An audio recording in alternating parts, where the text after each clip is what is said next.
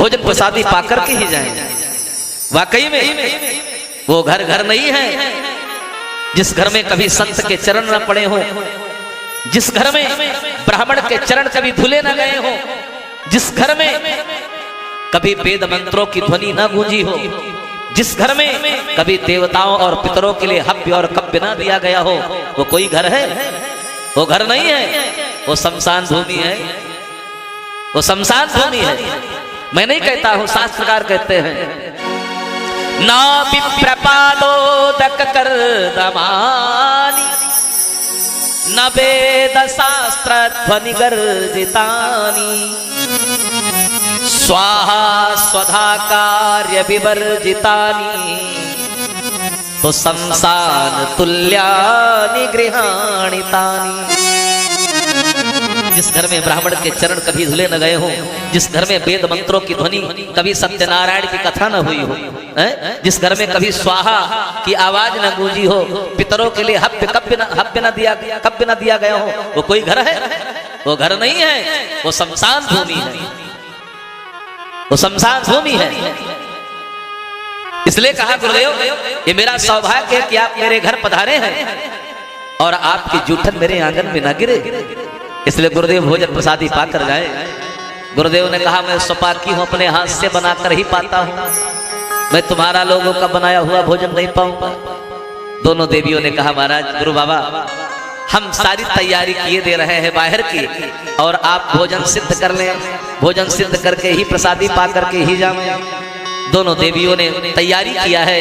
महाराज गर्गाचार्य जी ने बड़ी सुंदर सुंदर पूड़ी बनाई, तस्मै खीर बनाई और थाल में परोस करके भगवान को भोग लगाया, आंखें बंद करके भोग लगाया, पढ़ा मंत्र त्वदीयं वस्तु गोविंद तुभ्यमेव समर्पये।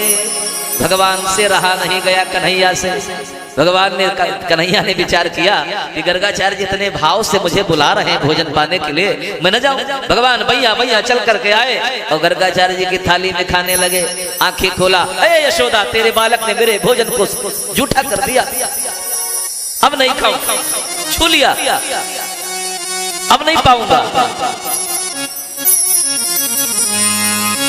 दोनों देवियों ने कहा महाराज गुरुजी नाराज मत हो, छोटा बच्चा है, गलती हो गई, इस भोजन को अलग कर दो। उस भोजन को हटाया, तुरंत चौका लगाया मां यशोदा ने और कहा महाराज फिर से सिद्ध कर लो, भोजन बना लो, फिर से बना लो। गर्गाचार्य जी ने फिर से भोजन सिद्ध किया, बनाया, थाल में परोसा, फिर लगाया भोग, पढ़ा मंत्र। मां यशोदा इस बार भगवान को कोठरी में बंद करके आई थी, कहीं बालक फिर न चला आवे थाली छूले, कोठरी में बंद करके आई। गर्गाचार्य जी ने थाली में परोस कर पढ़े मंत्र, अब की आंखें नहीं बंद किया। एक बार आंखें बंद किया धोखा खा गए, इस बार आंखें नहीं बंद किया, पढ़ा त्वदीयं वस्तु गोविंद तुभ्यमेव समर्पये। भगवान कोठरी के बाहर से निकल पड़े, चल पड़े। गर्गाचार्य जी ने देखा, भगवान को देखा, कहा प्रभु मुझसे बहुत बड़ा अपराध हुआ, मैंने आपकी जूठन को ठुकरा दिया। पहले भगवान का सिद्धांत है कोई प्रेम से बुलाए मैं आऊं ना, भगवान का सिद्धांत है जो प्रेम से बुलाता है भगवान आते हैं, आते हैं। क्योंकि राम ही केवल प्रेम पिया, राम ही केवल प्रेम पिया,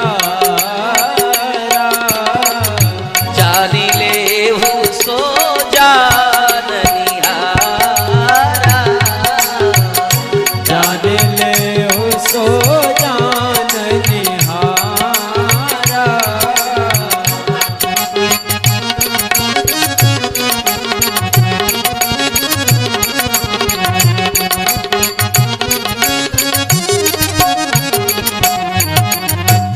राम ही केवल, भगवान को प्रेम प्रिय है और जो प्रेम से बुलाता है भगवान दौड़े चले आते हैं। भगवान से रहा नहीं जाता है, भगवान दौड़ते हुए आते हैं। एक बार बुला कर देखो तो। और जिसने जो प्रेम को जानता ही नहीं है वो क्या जाने हो। एक बड़ा प्यारा सा भाव है, आ रहा है मुझे, दो लाइनें याद आ रही हैं। किसी ने गाया है क्या? जो प्रेम गली में आए नहीं, जो प्रेम गली में आए नहीं, प्रियतम का ठिकाना क्या जाने। जो प्रेम गली में आए नहीं, प्रियतम का ठिकाना क्या जाने। जो प्रेम गली में आए नहीं, प्रियतम का ठिकाना क्या जाने। प्रेम गली में आए नहीं, प्रियतम का ठिकाना क्या जाने। जो प्रेम गली में, वो जो प्रेम गली में आए नहीं, प्रियतम का ठिकाना क्या जाने। जिसने कभी प्रेम किया ही नहीं, जिसने कभी प्रेम किया ही नहीं, वो प्रेम निभाना क्या जाने। जिसने कभी प्रेम किया है नहीं, वो प्रेम निभाना क्या जाने।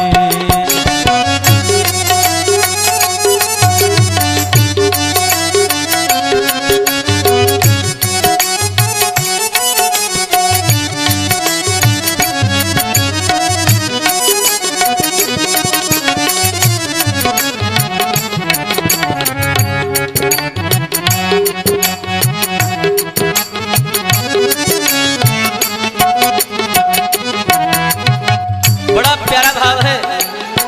जो वेद पढ़े और भेद करे,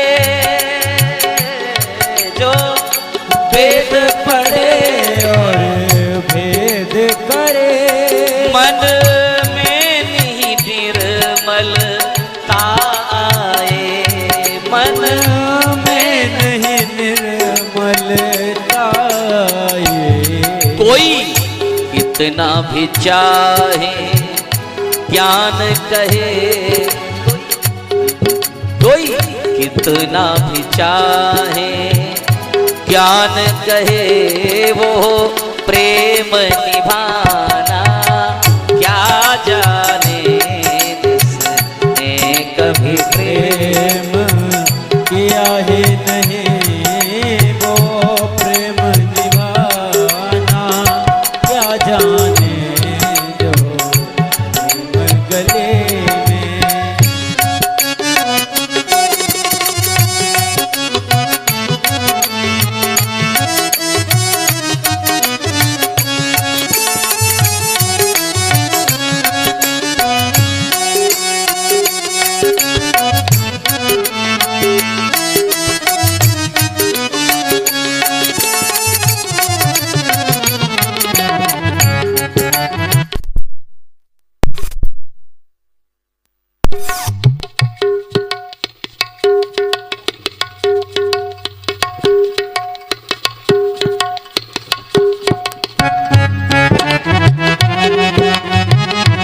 आई नहीं वो प्रेम निभाना क्या जाने। जिसने कभी प्रेम किया ही नहीं, वो प्रेम निभाना क्या जाने। इसलिए राम ही केवल प्रेम प्यारा, भगवान तो प्रेम प्रिय है। आज गर्गाचार्य जी के प्रेम पर भगवान कोठरी से बाहर निकल आए और प्रसादी को पाते हैं। गर्गाचार्य जी ने मन ही मन भगवान को प्रणाम किया और इस प्रकार से भगवान की दिव्य नामकरण लीला संपन्न हुई। सुखदेव स्वामी परीक्षित से कहते हैं, राजन आगे भगवान एक बड़ी सुंदर लीला करने जा रहे हैं। भगवान की माखन चोरी। भगवान ब्रज में आने के पश्चात उन ब्रजांगनाओं के प्रेम पर, इन गोपिकाओं के प्रेम पर भगवान माखन चुरा चुरा क्यों क्यों क्यों ये गोपिकाएं नित्य भगवान श्याम सुंदर का आवाहन करती हैं, बुलाती हैं कि हे कन्हैया, मैंने अपने घर में बड़ा ताजा और मीठा माखन आज बना कर रखा है, क्या भोग लगाने नहीं आओगे? गोपिकाओं के प्रेम पर भगवान श्याम सुंदर माखन। अच्छा, ये माखन है क्या? माखन है क्या चीज? ये माखन ही प्रेम प्रेम प्रेम ये माखन ही प्रेम है।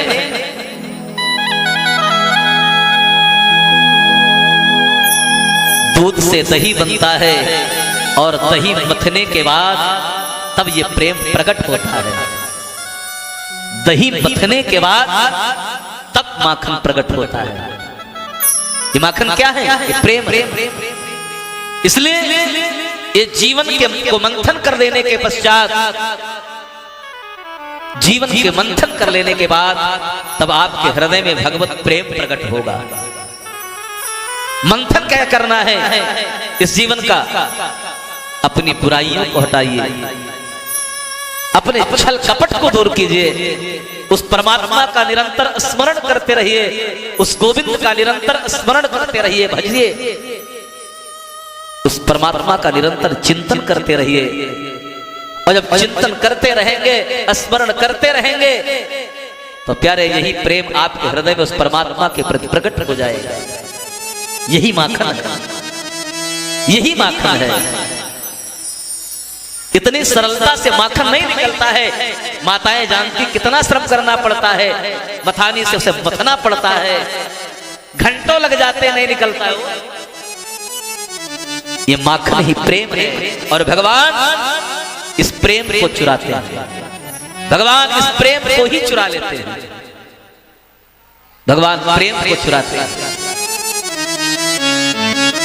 सुखदेव स्वामी कहते हैं, ध्यान देना, ये बड़ी सुंदर लीला है भगवान की। वत्सान मुंचत क्वचित समय क्रोश संजात स्तेयं स्वादवत्यर्थ दधिपयः कल्पितैस्तयो वै। भगवान बड़ी सुंदर लीला कर रहे हैं। क्या? सुखदेव स्वामी कहते हैं, वत्सान मुंचत क्वचित समय।